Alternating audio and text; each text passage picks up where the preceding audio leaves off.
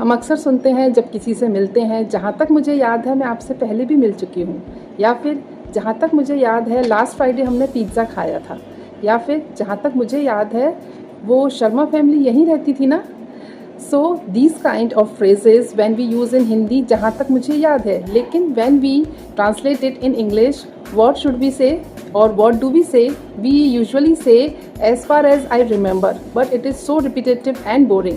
Let us understand or let us learn how to say it in various different kind of sentences जहाँ तक मुझे याद है.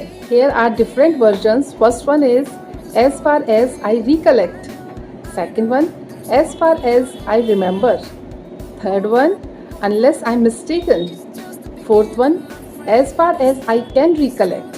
And the fifth one is to the best of my knowledge, or you can say if my memory serves me right, or another one is if I remember correctly.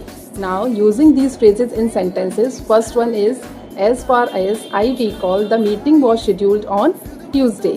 Second one, if I recall correctly, she mentioned about her transfer.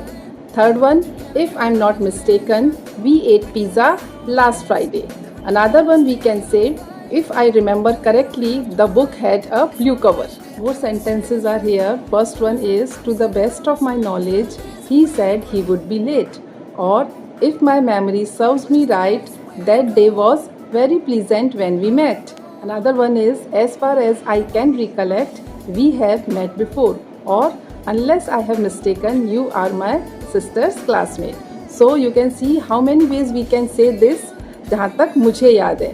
So how you use this phrase in your sentences, do write me in comments, and until keep learning, keep motivated. Thank you.